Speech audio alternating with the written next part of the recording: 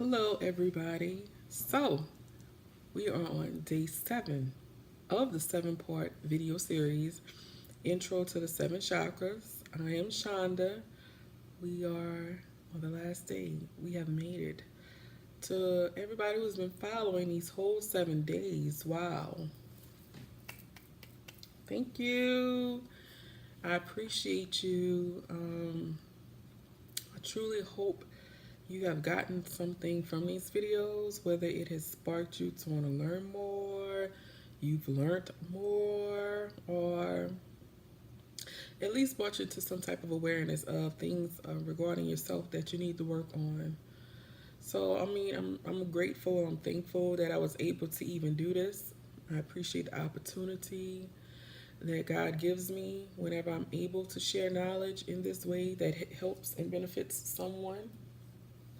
So it is a day of gratitude for me to have made it through these 7 days, have been disciplined to make it through these 7 days, and to have hopefully opened the hearts and minds of those who may not have been in the beginning. So, first things first, like I told y'all in one of the previous videos, that it feels like just when I did the karma videos a couple months ago, that's probably why I waited so long to do another series, is that when I go through the videos, I find that the energy of what I'm talking about plays out in my life in some way, shape, or form. And I kid you not, that as I talked about the different imbalances and the different symptoms of being overactive and underactive, I saw this reflect through other people in some aspect, specifically towards me as well. And so, one of my amazing spiritual teachers, M, always says about practice and self-mastery. I felt that those experiences were a test to see if I am truly working on self-mastery or if I am just walking or not walking my talk, I guess you can say. And so I found myself in a place these last 3 or 4 days, maybe these last 3 days specifically, I guess, of having to bring myself into awareness of what does self-mastery mean for me. And you know, it's just been very interesting. And I think for the most part, I passed the test because, you know, like with, when we're working on ourselves, it can feel like we are going through tests in order to get to the next level of things. And yeah, I feel like I have truly been tested because when I think that I'm all zen and I'm balanced and I'm doing all well, that these situations occur to really do test me to see if, yeah, I'm saying I'm good, I'm behaving like I'm good, but am I really good? So I've had to do some slight chakra work as well this last week. And I feel like this is not the end of the road for me, that it's more work that needs to be done so that I can get past what it is that I'm going through. So why did I say all of that? Why I just ran all of that down to you? Because I want y'all to truly understand that chakra work is a continuous process. It's not just this one thing that you do and you get over it and then you're balanced and life is perfect. We are spiritual beings having a human experience. Therefore, we have to go through human situations. And a lot of times they can be hurtful and painful. They can make us angry. They could pull us or attempt to pull us out of character if we let it. So I really need to work on walking my talk. And I really try to do that as much as possible. But I just feel like these last few days have really put me on the spot to do that. So if you're working on your chakras, be very patient with yourself.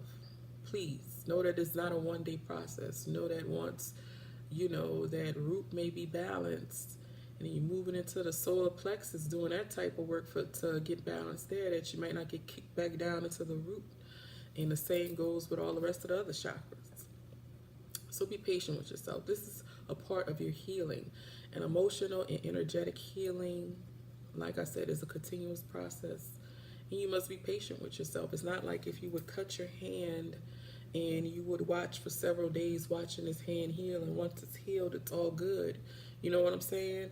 With the chakras, you may cut your hand and it may look as though it's healing, and that wound may reopen again from some type of trigger. So the important takeaway with talking about these chakras is to truly practice mindfulness, to truly increase your self-awareness. You know, understand yourself. You need to learn how to develop a relationship with self. You need to learn how to work on the relationship within and not look for things on the outside of you to make you whole. Only you can make you whole, you know. So yeah, I just wanted to kind of say that I'm here in the trenches with you. If you are here with me, we're doing this chakra work. All right. So the final chakra we are on is the crown chakra, and it's a beautiful and sacred chakra. And this chakra has the ability to balance all of your chakras if you allow it to. Okay. So the crown chakra is located above your head, in between your ears. So visualize me having a crown on my head, and in this space is what you can say is the crown chakra. And in your crown chakra, this is where life force energy comes from, God, source, whatever word you choose to use. And this energy has the ability to come from source and revitalize and cleanse and balance all of your chakras. So even if you're out of whack, it's okay if you want to focus on that crown chakra to at least put you on a path. But balancing your crown chakra isn't just snap of the fingers and all of that. This has a lot to do with what I always talk about, doing that inner work. Let's see. So it's not associated with an element. You know how everything was like earth, fire, different things like that. This is not associated with any element. It's developed through thought, mindfulness, and understanding. Okay, this is understanding the unseen. All right, basically what that means. This chakra is what connects to the universe, and it sends the, like I said, universal life force energy, which is also called chi energy, God force energy, however you want to define it. It sends it throughout all of the different chakras. The organs that's associated with it is your head, brain, ears, eyes, pineal gland, skeletal, muscular, and skin. So if all these organs are associated with this particular chakra, you can see how if you have a particular imbalance that may eventually manifest into the physical, all of these different organs can be affected. So what is an overactive crown chakra? Obsessive thoughts, living in the past, obsessed with the future, living in your head. So with your crown chakra, it's important to remain present. In the midst of your chaos and your troubles, you remain present. Because when you remain present, that shows that despite what I'm going through, I truly, completely believe that I'm going to be fine, that God has me. My shirt is what I also named my holistic center off of, was Crampz B Gone. And that means to be, and this is in the Bible if you want to look it up, this is Latin, and it means to be under complete authority of God. You okay? To be in the presence of God. And in saying that, it means I trust God completely and wholeheartedly with my life. Whenever I'm going through something, I never stop to say why. I only stop to say there's a lesson to be learned in all of this. I need to trust what it is that the Most High is doing with my life. And, you know, a little something before I go deeper, when I was thinking about what to name my new business venture. I came across this in the Bible. I was actually working on doing like a reading plan in the Bible, because yes, I am into spirituality, but at the same time, I use the Bible. I understand that some people in the spiritual world are totally against the Bible, but if you stop taking everything at face value and realize that the Bible has a lot of metaphorical information and situations in there that really does pertain to life, you know, that is why I use it. Some things are just very prehistoric in there. I'm gonna go ahead and say it, and I'm like, you know, but for the most part, I use it. I do, and I'm not ashamed to say that. Yes, I'm on a spiritual path. Yes, I use the Bible. I do not live by labels and definitions. So I don't know. Some people watching this video are probably gonna be in disagreement with that, and that's quite fine, because with how others see me, again, when we go back to the other chakras, that's not me. But how others see us has nothing to do with us, remember? So I kept seeing this in the Bible, and I prayed about it, and I thought, wow, you know, because that's really how I feel what my life is. When I was thinking about this, I'm under complete authority. I mean, what's going on in my life, I have to trust. I have to have faith. I have to remain present. I can't get caught up with what happened in the past. I can't worry about what's going on in the future. I have to remain present, and remaining present means to have faith. And so I was like, I don't know if I want to name this, but what if they can't say it? You know, like all of these thoughts, these questioning thoughts about, should I name my business this? What if they can't say it? What will people think? And I meditated on that, and you know what would come to me during meditation? If they can't, and I would be like, what if they can't say it, you know? Well, you tell them how to say it. What if they don't know what it means? Well, you tell them what it means, you know? And so, and that got to the point, and I stood wholeheartedly about the decision, the decision from source, divinely guided, that Crampz B Gone was a phrase and a message that I would share as often as I could on whatever platform I'm able to do it on. And so, with that being said, that means that I remain very present with my business, and I trust God completely with what it is, how it's supposed to play out. And so, with saying that, as far as the overactive chakra goes, you know, I know it could be very hard sometimes not to live in our head. It could be so hard sometimes to, and it's not that you're intentionally saying that I'm questioning what it is God is doing in my life, but when you feel like your back is up against the wall, and you feel like things are difficult, and you feel like there is no light at the end of the tunnel, it can be very hard to remain present. It can be very hard to have faith. And what I tell people quite often is, and the reason why I say is because I am a living witness to this.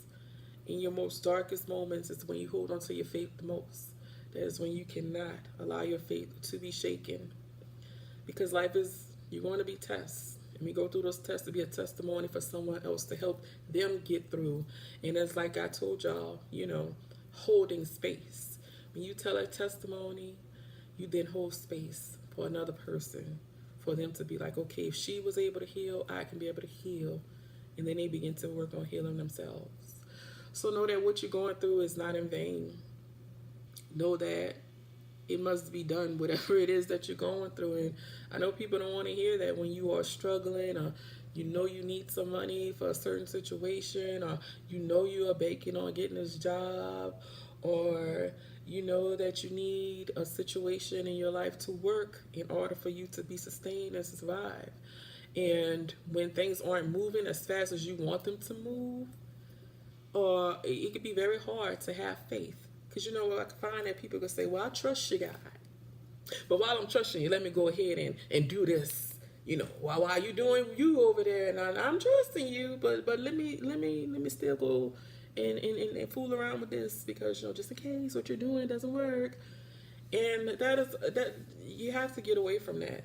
You know, if you are a person who prays, if you are a person who truly says you have faith, And if you are somebody who knows that God got you in all situations, you're going to have to believe that in your most hardest moments. Because guess what? I've been somebody whose back has been up against the wall, okay? I've been somebody who has been very desperate in the darkest hours, not knowing what will happen within the next hour. And all I will always say is, God, I trust you completely with my life. And it will work out. So you need to start to have faith. You need to develop some type of relationship with a higher source. You need to get in touch with your higher self. You know, I can't force somebody to believe what they don't want to believe. You know, you may watch this and still be like, I don't believe in God or whatever. And hey, if that's for you, that's for you. But for me, yes, I completely, wholeheartedly, above all, trust God with my life. And I have faith. And the stronger my faith became, I found it very, mine is easier, but I found that it was more of ease to live in the present moment. And living in the present can be very difficult, like I say, when you're going through things. But the more that my faith strengthened, the more that I knew it was okay to trust God with my life. And of course, you know, if you do believe in God, you know that it's okay to trust God with your life. But you know, I got to a point where I stopped doing, well, God, I'm asking you to help me here, but I'm going to go over here in the corner and see what I can do. You know, I stopped doing it because I see how God will move things in my life. Okay? So, an underactive chakra is rigid, selfish, spiritually unaware, depression, selfish thoughts, can't see the bigger picture, lack of values and ethics, angry at God, and loss of faith. Now I'm going to touch on the depression real quick, because just because you're depressed doesn't necessarily mean you just have a crown chakra blockage. If you watched all the other videos, you'll remember that I talked about in the lower chakras, how issues like that can cause you to have depression. But if you do deal with depression, it may be good to reevaluate your crown chakra and what is your relationship with spirituality, with God, with Source, with the Most High, whatever word you choose to use. You know, go within and try to understand what that relationship is, if there is one, and if there is one, what it means to you. And as far as being angry at God, and a lot of people tend to lose faith when they go through things or when they lose a loved one, especially if it happens unexpectedly. It puts us in a place where if God is so good, then why did such and such have to die? Why did this have to happen in my life? Why is everything falling apart? You know, you ask these questions, and I find that in asking those questions, if those questions are asked, people become and they get very angry at God. And what I have to say about that is this. You know, I know it hurts when we lose people, or it's hard and it can even be embarrassing depending on what the situation is we're going through. And of course, it'll make you believe that if God loves me, why am I going through this? And we could get deep and we could talk about soul contracts and the karma of things. You know, I could really go into that. But this video is not for this. We're on chakras. But know that everything you're going through in your life, your soul chose this experience. I know that may be a lot for some people to take in, especially when you reflect on some horrible things you may have had to go through. But your soul chose this life. Our souls incarnate in order to learn lessons or to learn some type of understanding in regards to human life and love. And so whenever you're going through something, and let me tell you, and I'm saying this because I'm giving you things I would do myself when I would find myself just feeling like this, and not saying I wanted to be upset or mad with God, but just, you know, felt the word why want to come out my mouth. And I would remind myself, My soul chose this experience. So what is it that I must be learning, or I need to be learning from this experience? You really need to get in touch with yourselves to truly understand these chakras. You're really going to have to go within and really get a true understanding of who you are, loving and accepting who you are, whatever that may mean to you. Okay? You know, everything ain't for everybody, regardless if you're doing great, regardless if you're not. People are going to talk about you. So you need to get past that, first of all. Worrying about what somebody will think, what somebody will say, what somebody's going to whisper about me. It ain't got nothing to do with you. The only thing that matters to you is getting through this life, getting through the lessons that your soul came here to learn, and most importantly, never giving up on your faith.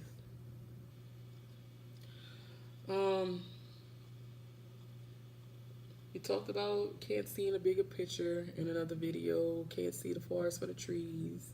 So you see how those upper chakras, the further up you go, how they are tied kind of to each other with the same type of imbalances going on. And that's why it's so important to really work on trying to balance yourself, because basically working on chakras is working on becoming a better person for yourself and those around you who have to tolerate you. You know, let's see, physical symptoms can be, again, depression, headaches. So if you suffer with headaches a lot, again, maybe reevaluate this crown chakra and what it is you are that's causing you blocked. And I find that with the crown chakra, the biggest thing is not remaining present in what you're doing, that lack of faith, because this is the chakra that connects us directly to source. And if you're not trusting and having faith in source, then how can the energy flow? Let's see, neurological issues such as Parkinson, Alzheimer's, autoimmune, MS, and different neurological autoimmune diseases as well are tied to this chakra. And how can you balance the chakra? Through meditation, of course. Y'all know I toot the horn of meditation whenever I can, because meditation has changed my life. It has changed my being. It has changed who I am completely. I look at who I am now as opposed to who I used to be before I decided to really get into meditation, and I'm like, wow, who was her? Who was she? She was I don't know. But meditation is life-changing. And local people, I do plan on starting to do more meditation classes and different things like that. Checking your ego. So know that there's a difference between self-confidence and ego. Yes, it's good to be confident. Yes, it's good to feel you the baddest and all of this and that. But there's a fine line between you being confident. And I'm not even going to say a fine line, because ain't nothing wrong with being confident. But it's that ego what gets people in trouble, that arrogance, that looking down and turning your nose up at people or thinking you're better than everybody on this planet. You need to leave the ego at the door. Part of a spiritual awakening, you would hear, if you feel like you're in a spiritual awakening right now, is something called ego death. The ego must die for you to be reborn. And that's something to look up and just research more, because like I said, this is just about chakras. But research what ego death means, because that is a vital part of your evolution. When you're on a spiritual path, if you are looking to ascend and evolve, the ego must die. It cannot live. There's no room for both to exist, you know. I like to think that, in a way, this is how I visualize, because I like to put pictures in my mind of things. It's like, you know how you have the devil and the angel on the shoulders? You remember the cartoons? I'm telling my age right now. Y'all old ones, y'all 80s babies know what I'm talking about. In those cartoons, I have the angel and the devil on each shoulder. To me, that devil is your ego. And your ego comes from a place of fear all the time. So when you let go of fear, the ego starts to die. so that the angel, so that divine side of you can thrive, if you want to kind of put it in a visual way of understanding. But like I say, research that about your ego death to have a better understanding. Choose love. And I know I talked about it yesterday, and I'm saying it today because this is the reality we live in. I know with a lot of things going on, it's so hard to choose love. We want to be like, no, I don't want to forgive. No, I don't want to like you. No, I don't want to love you. Oh, if, just, we're in a place where people are just, there's so much hate going on. People feel like it's difficult to love. And I understand that.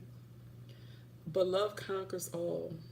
Love is the light in the midst of the darkness.